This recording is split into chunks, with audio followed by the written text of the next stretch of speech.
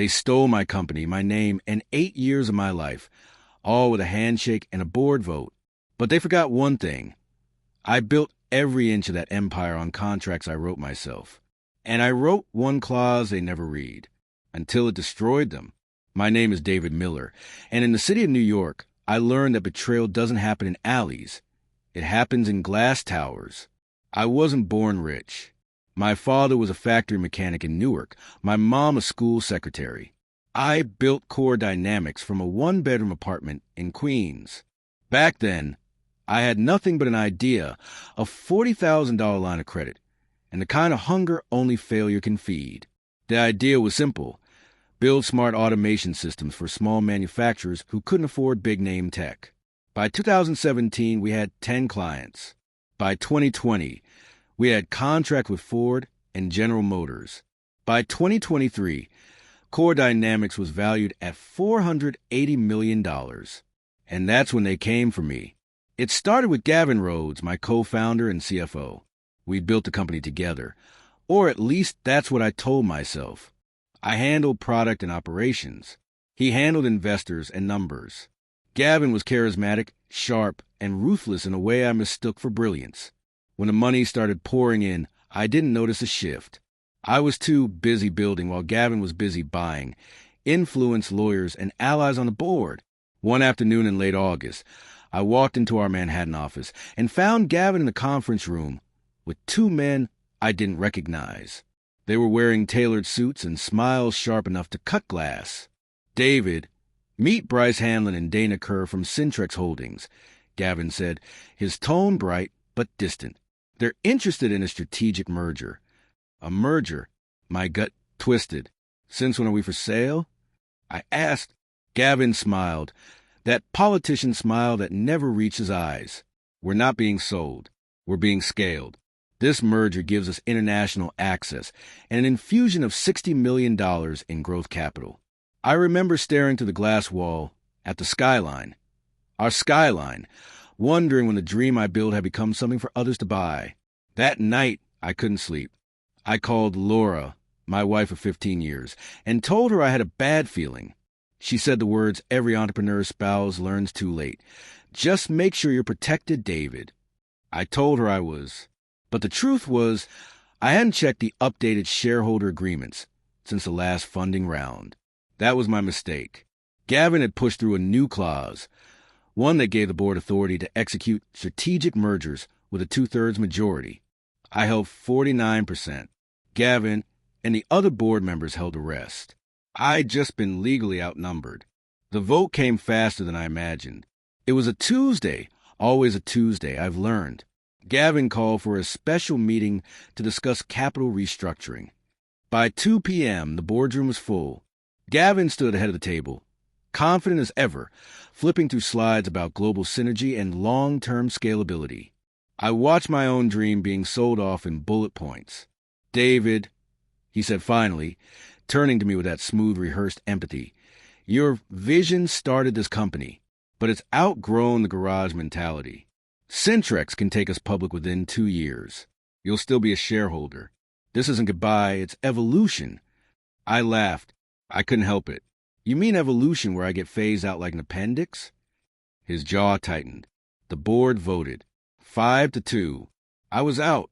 Not fired. That would have been easy. No, they called it a strategic leadership transition. Gavin would become CEO of the newly merged entity. I'd step back as founder emeritus, a ceremonial title that sounded like an obituary. Security escorted me out at 3:12 p.m. 8 years. Gone. Just like that. When I got home, Laura was waiting. She'd already seen the press release. Core Dynamics announces leadership restructure to accelerate growth. Her voice broke as she said, "They can't do this to you." But they could. Legally, they'd done everything by the book. And the worst part? I had no leverage. I had shares, but not control. For the first time since I was 26, I felt powerless. For the next 3 weeks, I disappeared. No calls. No emails. I spent my days walking through Central Park, thinking about how betrayal always comes wearing a tie. Then one night, Around midnight, I got an email from our former legal counsel, Rachel Singh. The subject line read, "You might want to check section 12.4. I opened it. Attached was an old document, my original incorporation file from 2016. It was something I hadn't looked at in years. Section 12.4, Founders' IP and Contingent Licensing Rights. I'd written that clause myself. It stated that all proprietary technology, including our automation algorithms and control architecture, was licensed to the company, not owned by it, and the license could be revoked under specific conditions. One of those conditions? Any merger or transfer or controlling interest executed without unanimous founder approval. My heart stopped. That meant Syntrex's merger technically triggered a breach of license. In plain English, they no longer had the right to use the core technology that made core dynamics valuable. Every contract, every system, every deal depended on code that now legally belonged to me. I didn't sleep that night. I printed the documents, reviewed the signatures, and cross-checked timestamps. It was airtight. My old clause had survived every amendment, because Gavin's lawyers never noticed it was embedded in the IP section, not governance. The next morning, I called Rachel. "Is this enforceable?" I asked. She hesitated. "Technically, yes. But, David, if you pull that trigger, you'll blow up a $400 million company." "Good," I said. "They took my name. I'll take their foundation." Rachel exhaled slowly. "Just be smart.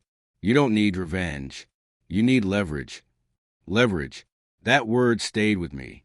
I didn't want to destroy the company. I wanted to own it again, legally, cleanly, with poetic precision. So I built a plan. I started by forming a new entity, Eclipse Automation LLC, in Delaware. I quietly transferred my revoked IP rights to Eclipse. Then I filed cease and desist notices to Core Dynamics and Syntrex Holdings for unauthorized use of proprietary software. The move hit like a bomb. Within 48 hours, their systems crashed during live client demonstrations. Ford suspended its pilot deal. GM froze a $30 million order. The board panicked. And for the first time, Gavin called me, not as a CEO, but as a desperate man. "David," he said, his voice shaking. "What the hell are you doing?" "Protecting my property," I replied calmly. "The merger voided your license. You're infringing on my IP." "You can't." "I can," I said. "And I have." That was the first time I heard fear in his voice. He offered me $3 million for a new licensing deal. I declined. He offered $10 million. I told him I'd think about it. But I wasn't selling my soul back for cash. I wanted justice. Behind the scenes, I'd already contacted a tech investment firm that had once courted me, Vanguard Axis Capital. They were rivals of Syntrex and had deep pockets. When I showed them the legal filings and my IP rights, their managing partner laughed and said, "You've got them by the throat. Let's make a deal." The deal was simple. I'd license my technology to Vanguard exclusively, effectively cutting Core Dynamics off from its own product base. Vanguard would invest $50 million to rebuild under Eclipse Automation, with me at the helm. By the end of that week, news broke. Syntrex Holdings merger in crisis after IP dispute halts production. Gavin tried to paint me as vindictive. I stayed silent. Let the headlines do the talking. 3 months later, Core Dynamics valuation fell from $480 million to $72 million. And that was before the lawsuits, where David begins his legal war and turns a corporate battlefield into a chessboard of justice. Every contract, every lawyer, every clause weaponized. When you build something from nothing, it becomes part of you, like a limb. When someone takes it, you don't just lose company. You lose a piece of your identity. But what Gavin Rhodes never understood was this. I didn't build Core Dynamics just to make money. I built it to outthink people like him. The morning after the Syntrex merger collapsed, I stood in front of my apartment window overlooking the East River. New York was just waking up. Traffic below, sunlight hitting the glass towers, the world moving like nothing had changed. But for me, everything had. 3 months earlier, they'd escorted me out of my building. Now, I was watching theirs crumble. Syntrex Holdings had frozen operations. Their lawyers were choking on the same contracts they'd ignored. Every client was calling, every investor panicking. And me? I was calm, because this wasn't chaos. It was architecture. I designed it. The first public statement came from Syntrex's CEO, Bryce Hanlon, the same man who'd smiled across the table that August afternoon, pretending to partner. He called it a temporary misunderstanding over intellectual property rights. But the markets didn't buy it. Within 2 days, their stock dropped 22%. I didn't make a single comment to the press. Silence is the loudest sound in corporate warfare. While they scrambled, I had Rachel, my lawyer and quiet strategist, build an airtight case. She spent weeks tracing every instance of core dynamics using my revoked IP. The evidence was overwhelming. David, she said one morning over coffee in her Midtown office, "You've got them cornered. You could sue them for damages. We're talking tens of millions." I nodded. And that's exactly what they expect. She frowned. "Then what do you want?" "I don't want to sue them, Rachel. I want them to need me again so badly they beg for mercy." While Syntrex was fighting fires, I quietly expanded Eclipse Automation, the new company I'd built from their ashes. Vanguard Access Capital had delivered on their promise. $50 million in capital, full media backing, and a dedicated engineering team ready to rebuild my legacy from scratch. But I wasn't rebuilding the old tech. I was building something better, leaner, smarter, encrypted beyond comprehension. And I made sure everyone knew it was being developed exclusively under Eclipse. 6 weeks later, Forbes Tech Weekly ran an article titled, "The Man Who Outsmarted His Own Board, David Miller Returns with a New Empire." That headline hit like a hammer. By the time Syntrex read it, Eclipse had already signed 2 of Core Dynamics' former clients, Henderson Robotics and Tri-State Assembly Group, both citing trust and innovation as reasons for switching. Then came the email. "Gavin, subject, we need to talk." I could almost hear the desperation between the lines. We met in a quiet corner of the Carlisle Hotel, the same place we'd once celebrated our series Befunding over champagne. Now the air between us was heavy with something colder. He looked thinner, worn out. "David, look," he started, "we made mistakes, okay? But this is getting out of hand. The merger's dead, investors are pulling out, and we're being sued left and right. Maybe we can work something out." I sipped my coffee. Define to work something out. You revoke the IP claim. We bring you back as Chief Technology Officer. You'll have full control of the product again. We'll pay a royalty for Eclipse's technology, and we'll make it right. I looked at him for a long time. It was almost sad watching him try to negotiate from a sinking ship. "Gavin," I said quietly, "you think this is about titles or control? You think I want my desk back?" He blinked. "Don't you?" "No," I said. "I want you to understand what betrayal costs."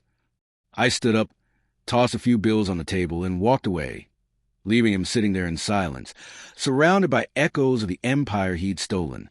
The next week, Syntrex filed for arbitration, trying to invalidate my IP revocation. Rachel called me immediately. "They're desperate. This is my last move." We prepped for court.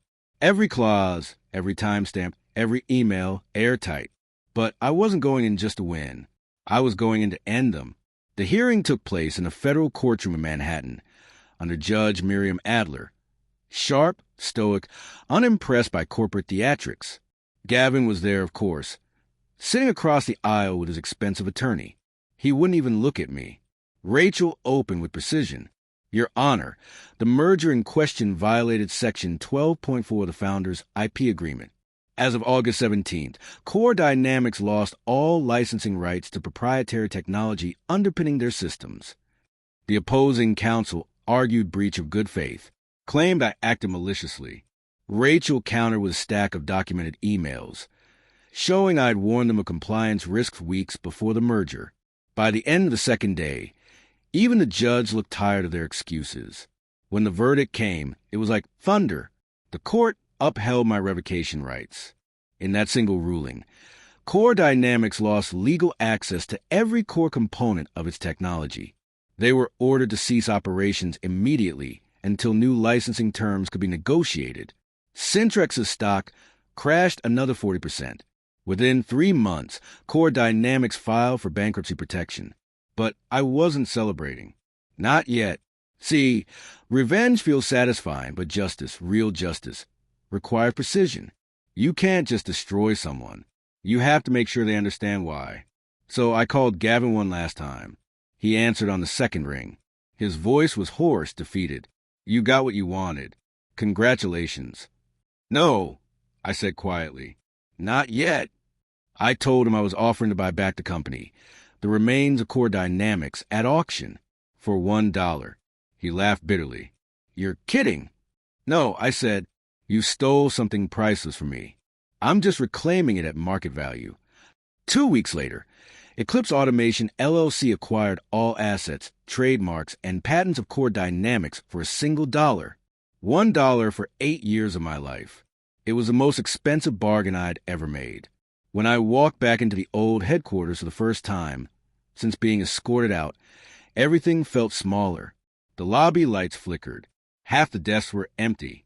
But my name, David Miller, founder, was still engraved on the wall plaque. Gavin was there, packing his things into a cardboard box. He didn't look at me when I approached. You win, he said quietly. I stood there for a moment, then replied, No, Gavin, I just remembered what I built and who it was really for. I reached into my briefcase, pulled out a letter, and set it on the desk. It's a severance check, I said, enough to start over. But there's one condition. You never use my name, my company, or my people again. He didn't say a word, just nodded, his eyes hollow. As I turned to leave, I noticed a reflection in the glass.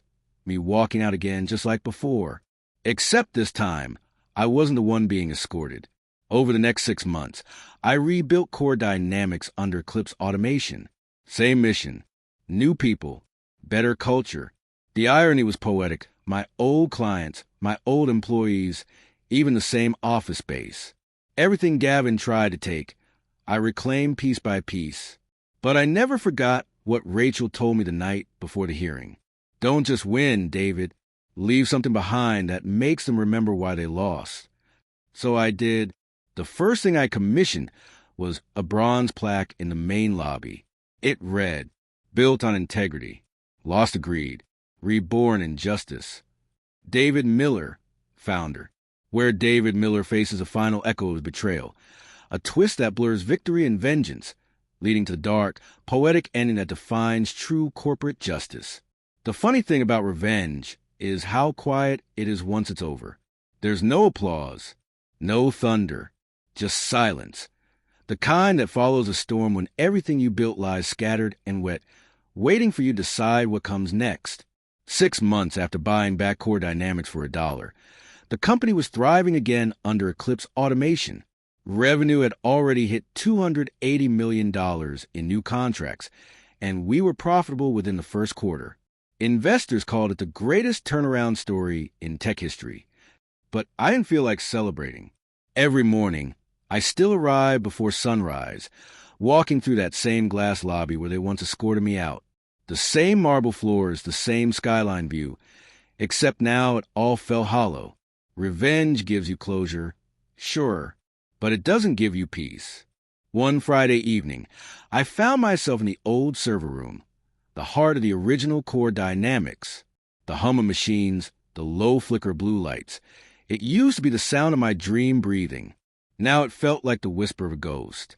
That's when I saw the folder. Old physical file labeled Client Relations 2022. Inside were handwritten notes, one from Martha Green, one of our earliest clients. She'd written, David, thank you for believing in small businesses like ours. You didn't just sell us software, you gave us hope. I read that line 3 times. Somewhere along the road, I realized I'd stopped building things for people like Martha. Somewhere between betrayal and vengeance, I'd become the very thing I once fought against, a man obsessed with power. I went home that night and poured myself a glass of whiskey. Laura was asleep, the city outside glowing like an electric sea. I thought about calling Gavin, just to ask if he ever felt the same emptiness. But I didn't. Some ghosts don't deserve the comfort of conversation. A few weeks later, Rachel called me. "David, you might want to sit down," she said. "It's about Gavin." I closed my office door. "What happened?" He's been indicted," she said softly. "Wire fraud, embezzlement, falsifying investor statements during the Syntrex merger. The SEC's been investigating for months." I didn't speak.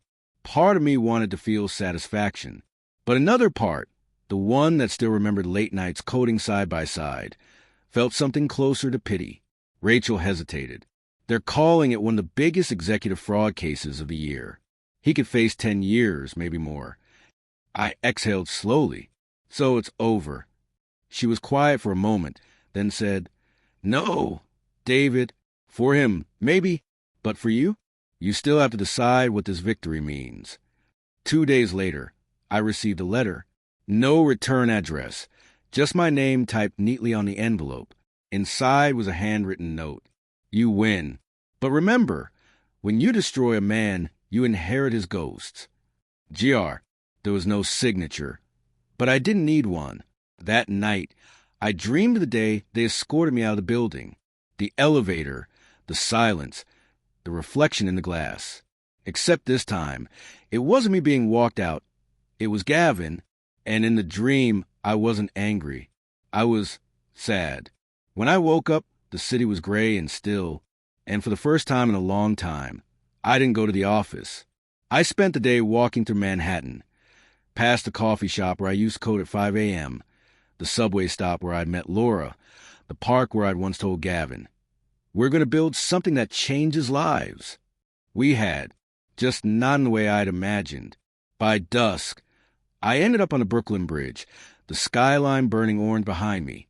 That's when I realized something simple but brutal. Revenge is temporary.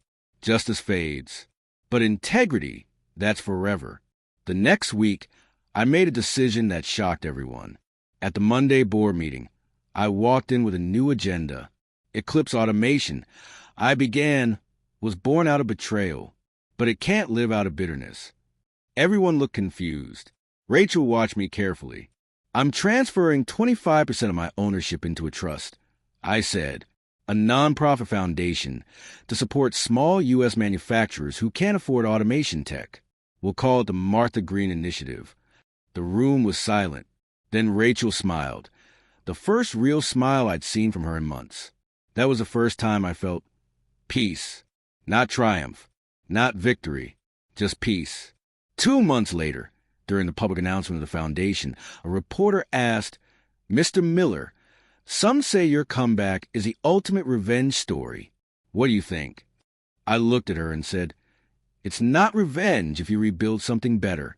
It's justice when you heal what betrayal tried to break." The clip went viral overnight, 12 million views in a week.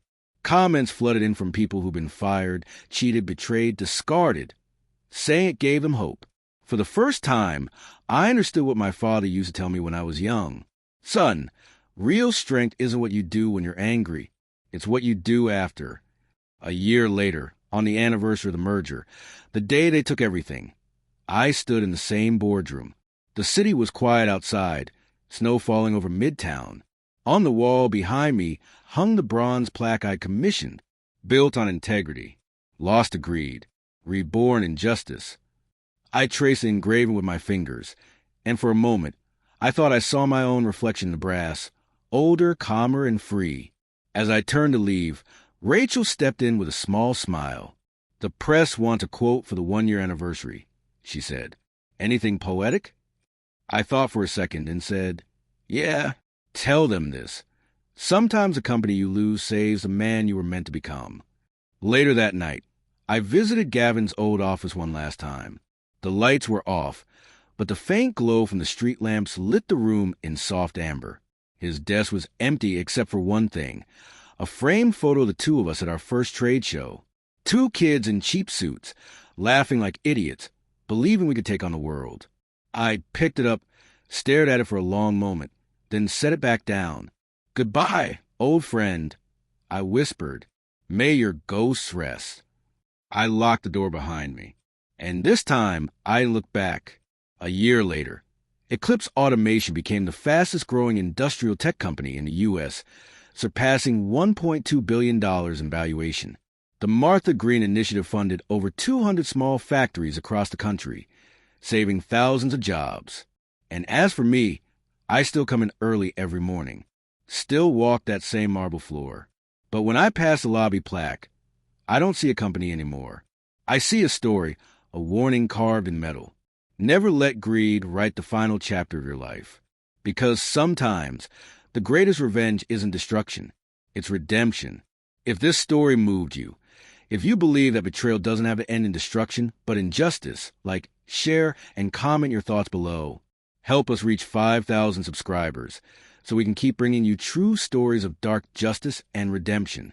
This was Betrayal Nation, where every lie meets its consequence and every truth gets its day in the light.